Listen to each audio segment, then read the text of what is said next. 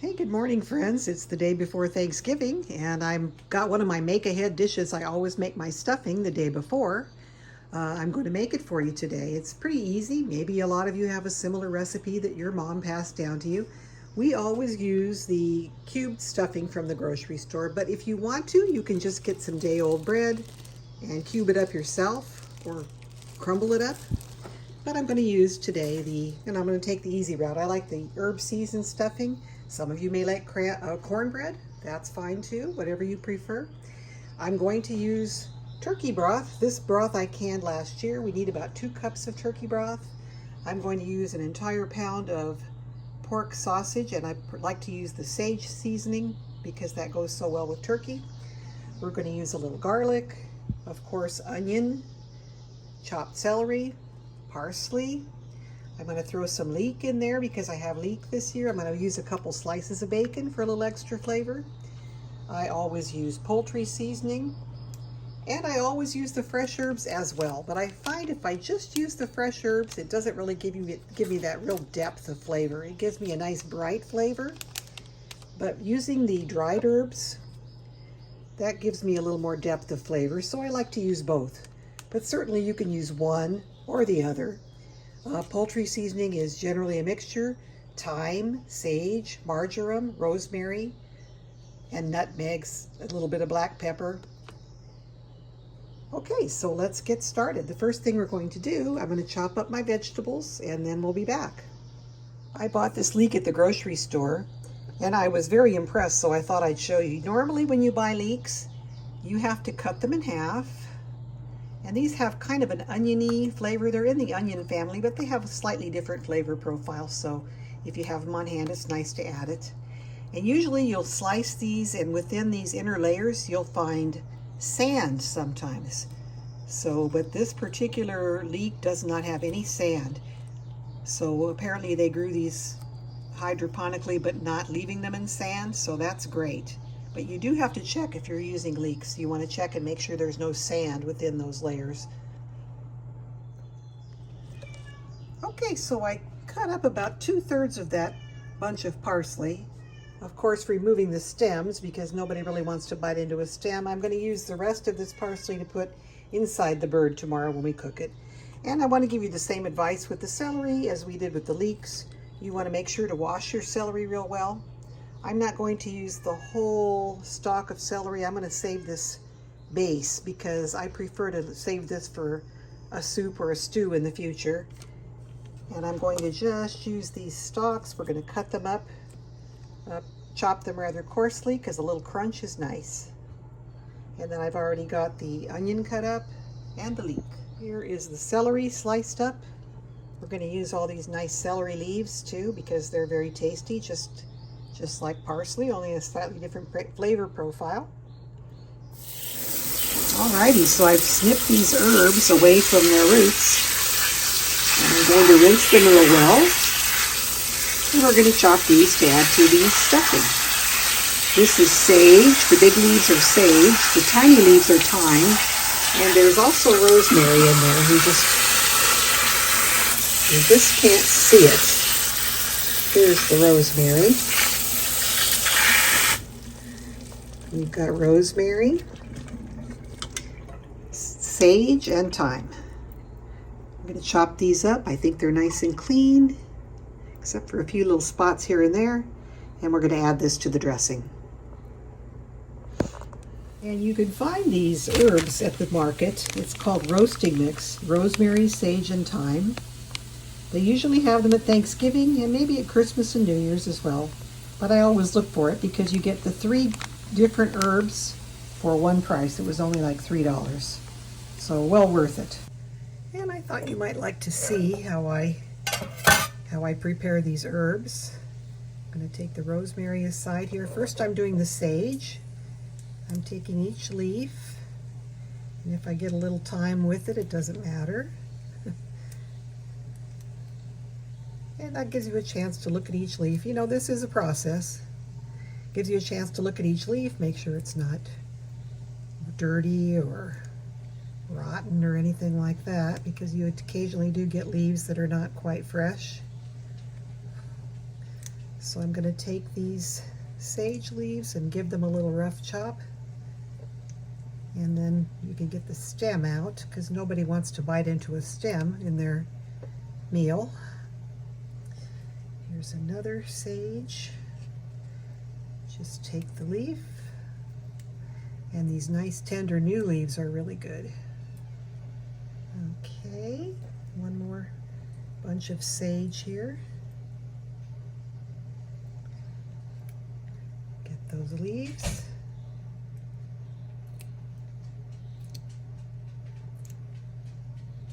Got a nice tender little new leaf there. Very good. So we're going to discard these stems.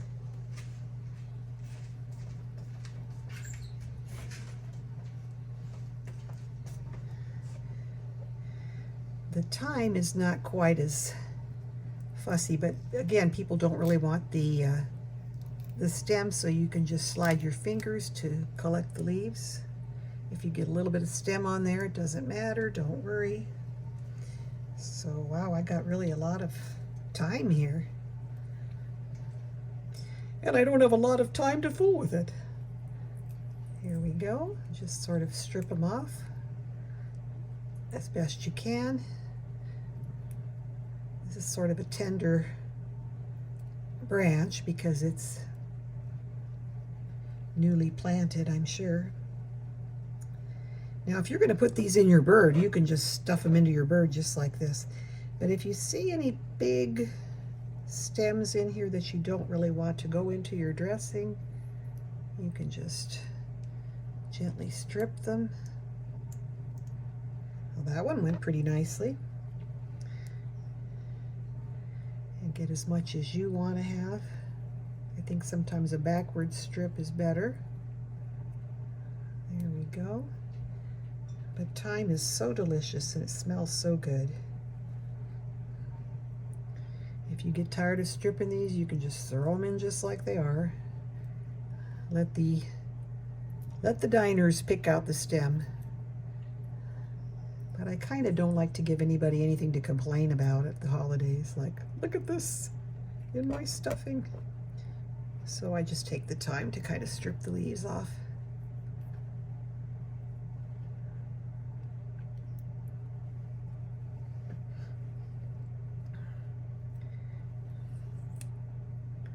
Wow, these stems are so tender, I don't think I really need to worry about stripping them off too much. You could just rough chop these. There wouldn't be any harm in that because it's going to take me quite a while if I intend to go through all of these together and strip them. I think that's what I'm going to do with the rest of these. Now for the rosemary, same thing. Rosemary's a little easier than the thyme. You just go and strip the leaves right off the stem. And they're a little bigger, so it's a little bit quicker of a process. The rosemary does smell really good. Again, I think I'm going to save some of this rosemary to stuff inside the bird. When I stuff my bird, I'm going to just put some onion, some lemon, some herbs, some garlic, and that's all we're going to need. We're going to have this stuffing on the side.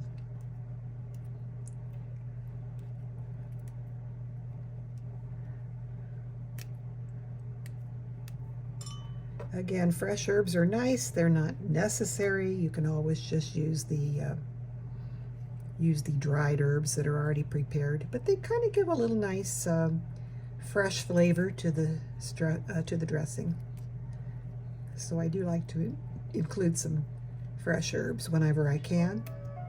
Last year I went to the store late and they didn't have that roasting mix of herbs, so I missed out last year.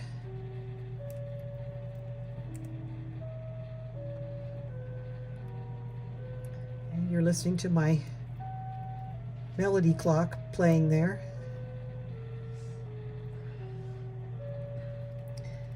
Okay, we're making great progress with the rosemary here. It's going to be strip down pretty well here in just a minute. And again, some of these smaller ones, you don't have to strip those. You can just throw them in just like that. But you really don't want a lot of the woody stem if you can help it.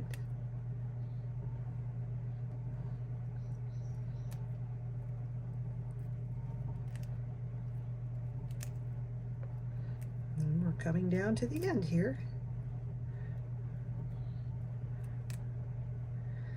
Cooking is kind of a Zen activity.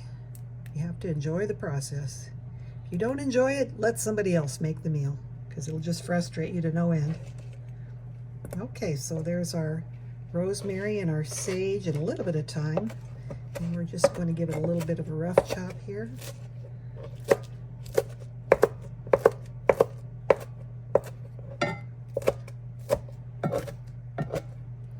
And I'm going to throw some more thyme in there as well. And I don't think I'm going to bother to try and strip these off. The stems are too tender. So here is a piece of rosemary, but it's rather a tender stem. It's not a woody stem, so if a little bit of the stem goes in, it's not going to matter. But I'm stripping it off just the same. Okay. And here we go with the thyme.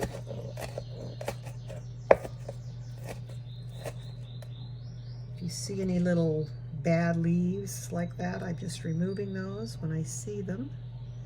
There aren't many, but there are a few here and there.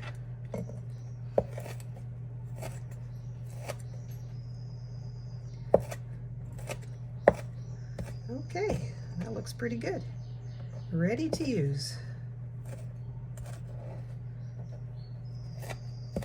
And boy, does it smell good. Okay. Now that we've got all our veggies prepped and ready to go and our herbs chopped, we are going to cook our sage sausage. So I'll put that whole pound of sage sausage in the pan here, and I'm going to cook my bacon in a separate pan. I'm going to put about 4 or 5 slices of bacon. So this is going to give a real nice flavor to this dressing. I know it's stuffing if you put it in the bird, it's dressing if it's on the side, but I like to make it lately as a dressing. And I put so much meat in mine, it's actually, it could be considered a meal on its own. It's really delicious. So when you're cooking this sausage, you want to keep mixing, stirring, and chopping it, because you just want to have nice small pieces. You don't want to have big hunks, and you don't want to have anything really stick to the bottom of your pan and burn.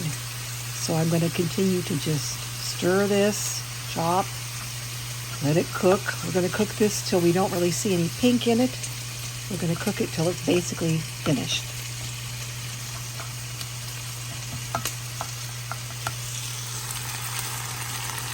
Our bacon is coming right along here, looking good. We're going to make it till it's crispy and crumbly.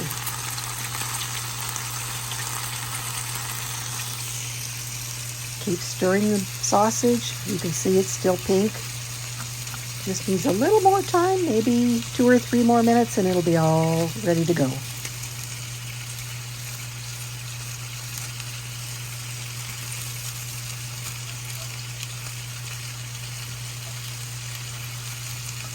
Well, my mom always taught me to mix my dry ingredients before I do anything else, so I'm going to use my poultry seasoning. Put a couple of teaspoons in here, because we like our dressing to be nice and flavorful. So we've got our fresh herbs, and we've also got some dry herbs. 2 tablespoons and a little bit of overspill, or 2 teaspoons, I should say. Probably a tablespoon would do it, and maybe even a little bit more. That's it for our poultry seasoning. Next will go our seasoned salt. A little, not a lot. We've got bacon and sausage that's going to go in here. That'll add some salt to the mix. Whatever kind of pepper you like. I personally like the flavor of white pepper, so I'm going to add white pepper, but you can surely add black pepper if you prefer that. Freshly cracked would be good too. So that's my dry ingredients. I'm going to mix this up.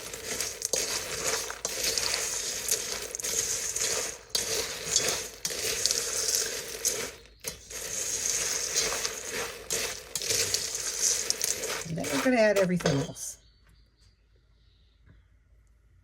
My bacon is nice and crispy but not burnt, and I'm going to break it up into smaller pieces to add to the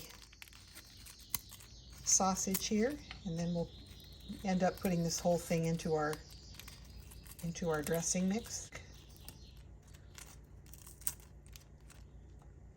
Okay, I got in there with both hands and was able to break up those bacon pieces very nicely. I think if you had like bacon bits like people use for salads, that'd be a shortcut. You could use those.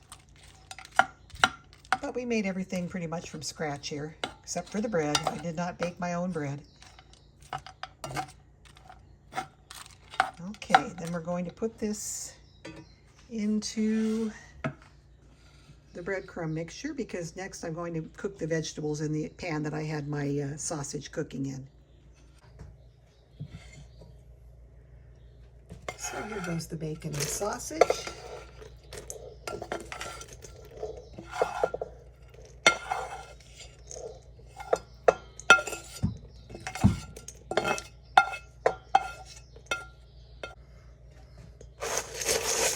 Give this a little mix.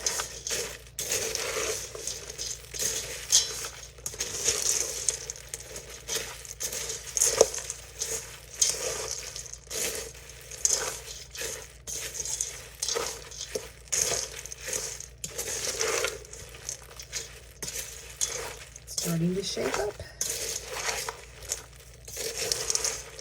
Next, we're going to melt our butter in the pan and cook the vegetables. So I've got 2 sticks of butter, and we're going to get that into the same pan we just took the sausage out of, and get that ready to saute our vegetables. As you can see, our sausage was pretty lean. There wasn't a lot of fat left in the pan, so we do need some nice oils to saute our vegetables and to make the stuffing nice and moist. So we're going to use 2 sticks of butter and let that melt. Okay, so our butter is melted. That's 2 cubes of butter, or a cup of butter. First thing that's going to go in is our onion. It needs to saute a little longer than the other vegetables. Celery is a close second, but onion is usually the one that needs the most time to soften up a little bit. We're going to be deglazing our pan at the same time, getting up that sausage fond. Well, I got a little bit of my celery mixed in with my onion. Doesn't hurt. We'll let this soften for 3 or 4 minutes.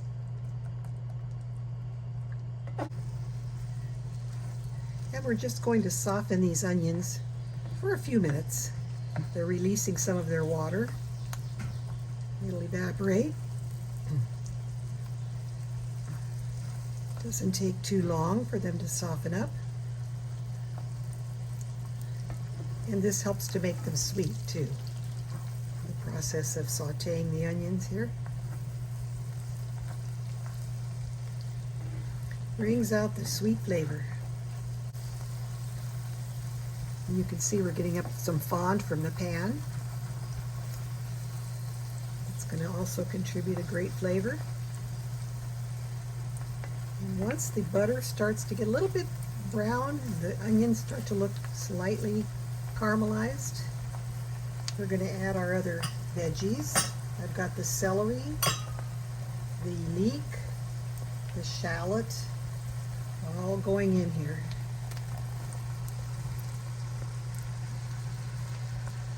Looks like a lot, but it's going to really cook down.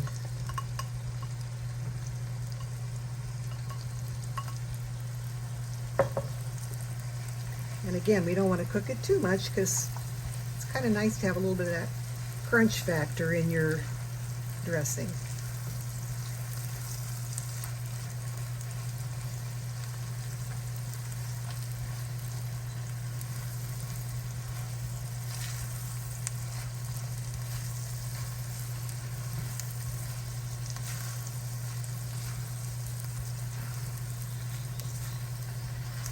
And this is a dish where everything is basically cooked.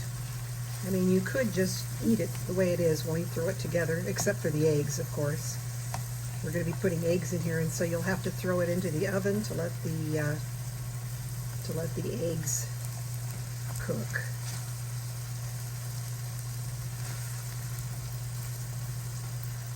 But everything else, all your meats, your veggies are sauteed. And you can see how everything's cooking down nicely here.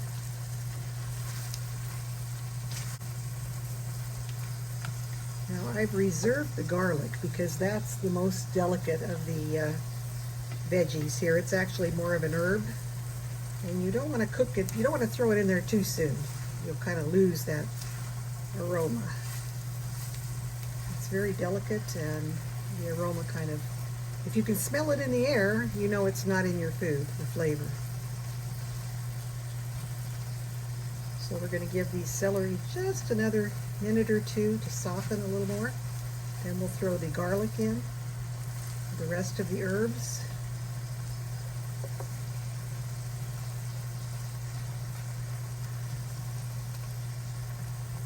Oh, and before I forget, I'm also going to add, I didn't show you this in the introduction, I'm going to add a little bit of mushroom.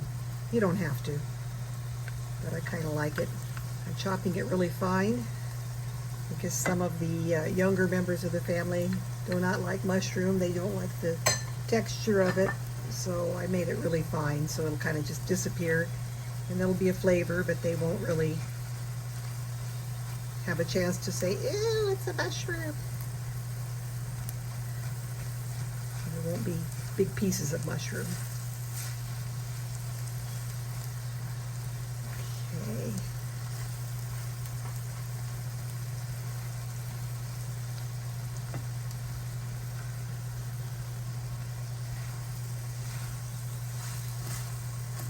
I've been a mom a long time, and I know how to ward off, I should say, all those complaints in advance.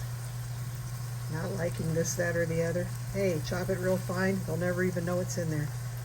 All they'll know is that what you made tastes really good.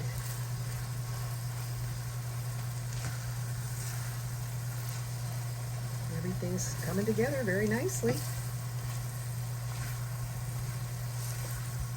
Cooking is such a magical process.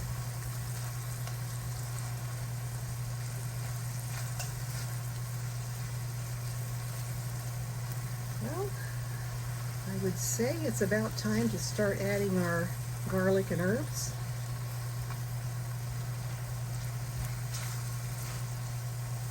So here we go. The garlic goes in. This is about 3 cloves of garlic. If you like more, you can add more. These are our chopped fresh herbs. We'll just put them right in. That's sage, thyme, rosemary, and parsley. Oh no, I'm sorry. That's just the parsley here.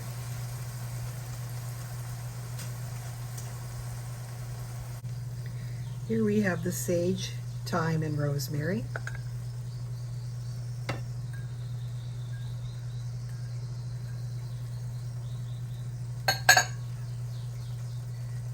And that just has to saute very briefly. Just kind of mix it in and it'll be done.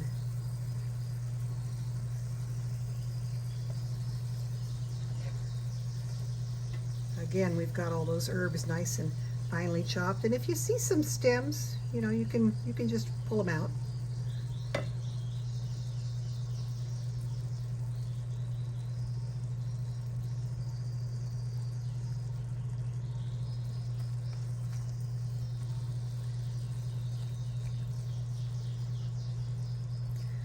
Okay, so this is just about ready to add to our breadcrumb mixture.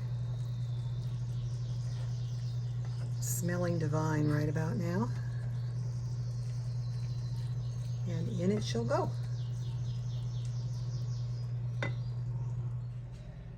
Okay, We're going to add our veggies.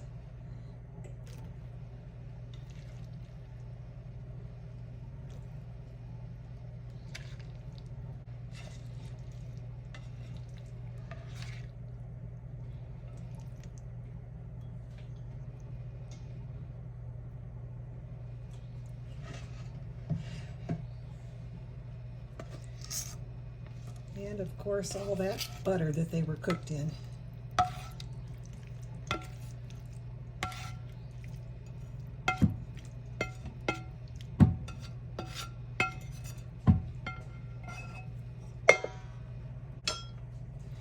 Okay, the veggies are all in there. We're just going to give it a little mix up here, kind of evenly distribute everything. We have a couple more liquids to add. We're going to add our broth, and we're going to add a couple of eggs. I mixed the eggs up with about a half a cup of milk. You don't have to add the eggs and milk if you don't want to. If you leave out the eggs and milk, you can eat this just as it is. You don't have to even put it in the oven. But I kind of like mine a little moist and kind of with a pudding consistency to it. So we're going to add some eggs. Okay, this is looking pretty good. Everything's looking nice and distributed. And it's already looking pretty moist, but not quite where we need it to be.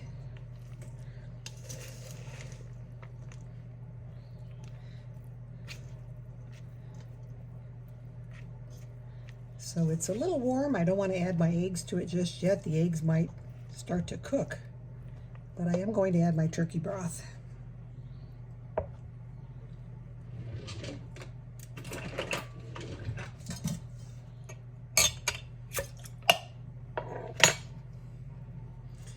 This is homemade turkey broth from last Thanksgiving.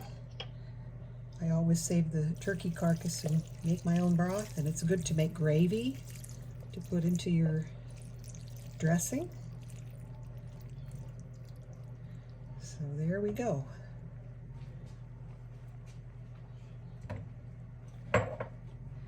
Now, like I said, you can stop there if you'd like. This doesn't even need any further cooking. But I am going to put some egg in this. Since I'm making this in advance, I've got plenty of time before tomorrow when the big day is here.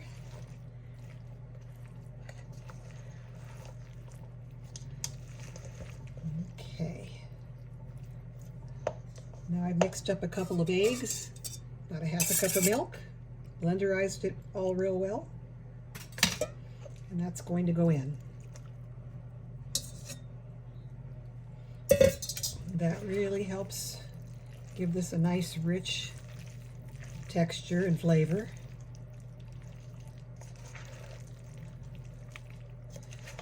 So one final mix here. We'll get this into our baking dish and we'll put it in the oven.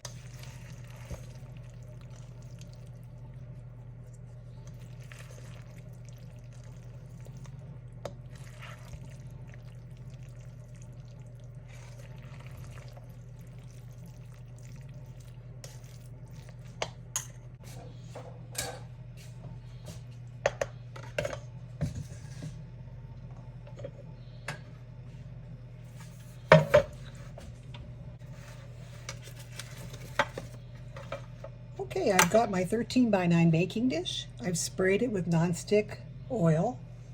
I think the nonstick that I used was actually avocado oil. And now we're going to lightly get our dressing into the pan. We don't want to stuff it down too much. Yeah, when I make it to go in the bird, I usually do not put egg in it because you never know if your egg is cooked well enough that way, and it might lead to food poisoning. So, but when I cook it in a pan like this, I like to add the egg. And this is going to make a big batch of dressing.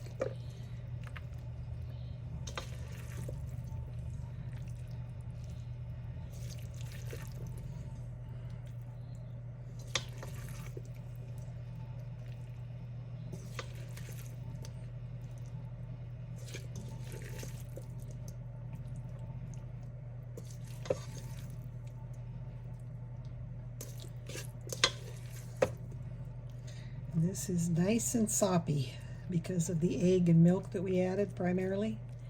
So we are going to have to cook it until it's done.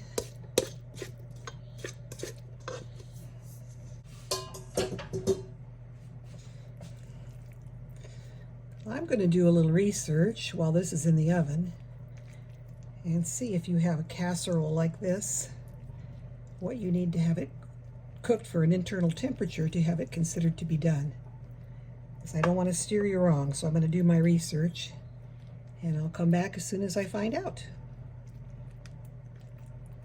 I can't remember what I've done in the past. I think I just automatically cooked it for like 30 minutes and called it a day.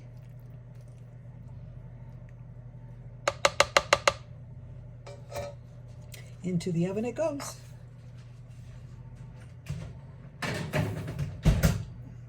Okay, I need to cook this to an internal temperature of 160 because it contains eggs. I'm going to use my handy dandy leave in the casserole thermometer, and I have the monitor outside here, so I'm going to use that and I'll let you know how long it takes to reach 160. So I've set my probe to cook it to 160. Currently the temperature in that casserole is 109 because I did cook all those veggies. They were still pretty warm. This temperature has a probe here that goes down, and I stick the probe into the casserole in about the middle of the casserole. And then when it does reach 160, we'll have a little beep, beep, beep, and we'll know that it's ready. In the meantime, I wanted to show you I made another one of my day ahead dishes. This is the pumpkin casserole. It's a dump casserole, and you use pumpkin pie. You make your own mix. You put a cake mix on top, some butter, and some pecans. And there it is. It's really beautiful. I'll put a link in the description box or up in the corner above, one or the other, so you can see my video on that. It's the video just immediately prior to this one. All right, our dressing is ready. We have reached a temp of 160. Let's get it out of the oven. So here's our dressing casserole. I cooked it to 160. It took about 50 minutes, which was kind of surprising, but I'm glad I checked it with a thermometer. I've never checked it before. I've always cooked it like 30, 40 minutes, you know. So apparently it takes a little longer to be a safe temperature to eat. And this will be, I'll put it in the refrigerator and we'll warm it up tomorrow and have it with our roast turkey. So I hope you all have a great Thanksgiving, and we'll talk to you all again very soon. Take care. Bye-bye.